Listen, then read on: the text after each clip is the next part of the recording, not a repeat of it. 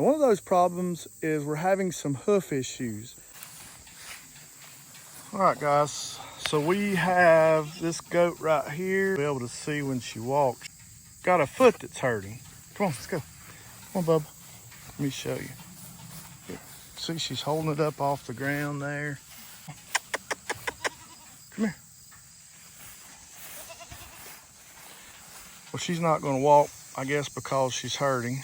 And honestly, with the Kikos, I have very little feet problems. But this year, we've had a couple of cases of what we'll call foot scald. It's where the tissues between the feet just kind of get irritated, red, and start an infection. And the reason we're having the infection is not because of the animals.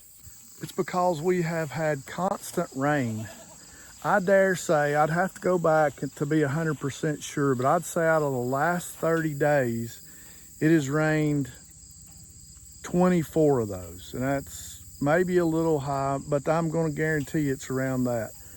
As you can see here, our grass is just so deep.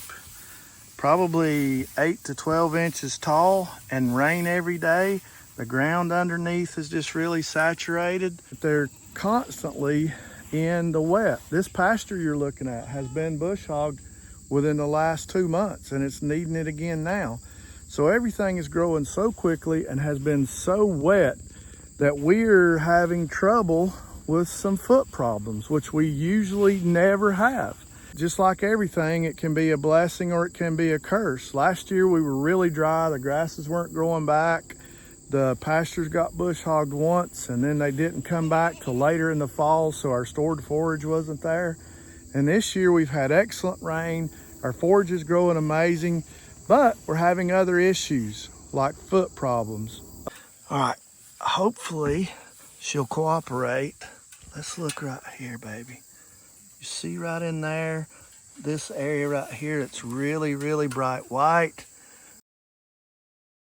And actually kind of starting to swell.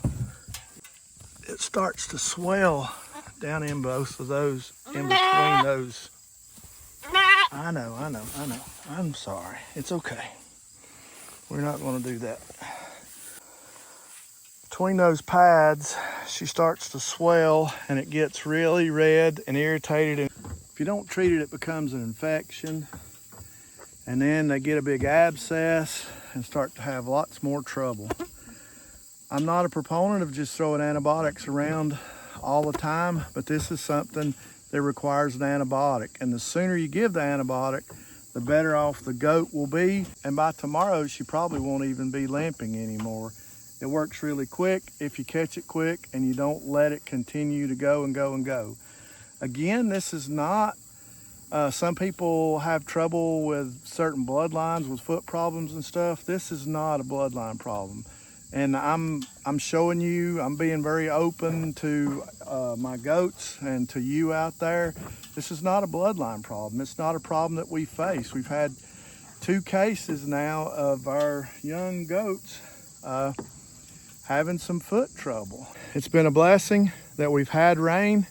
But it's also been kind of a curse that we've had so much rain that we're having to use some antibiotics that we normally wouldn't use.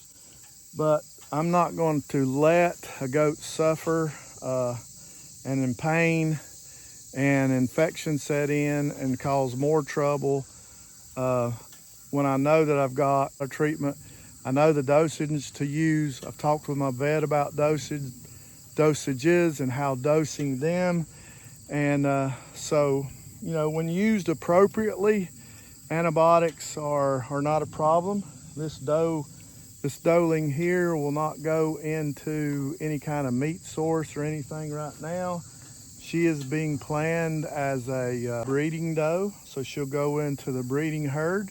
So we're not going to have to worry about that antibiotic usage going into any kind of food system, and it'll be out of her body really quick. So.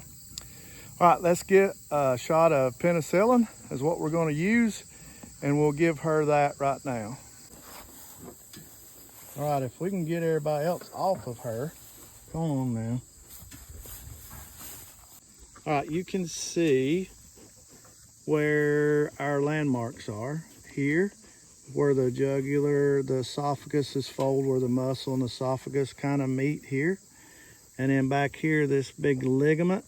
So, all right, so right in here is the triangle. It starts top up here and runs open there. So we're just gonna give her shot right in this area. So we'll see if I can hold you while I do that. She's probably gonna jump when I stick her. Will you quit? Goodness.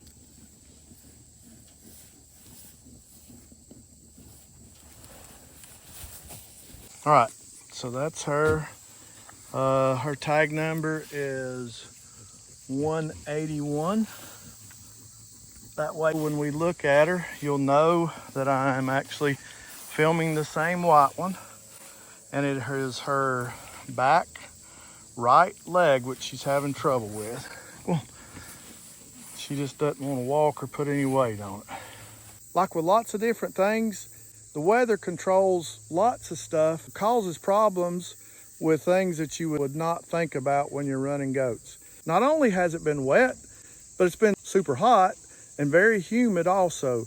And what does bacteria love? Hot, humid, wet environment. Some people are having much more issues and problems. I'm hearing a lot of problems about parasites as well. I'm thankful for all the rain. Sometimes blessings can end up being somewhat of a curse and other issues. Last year it was hot and dry, grass didn't grow, goats' parasites and hooves were fine. But then we didn't have much to feed them. We had to actually supplement a lot more. So, like always, one thing's great leads to maybe another problem.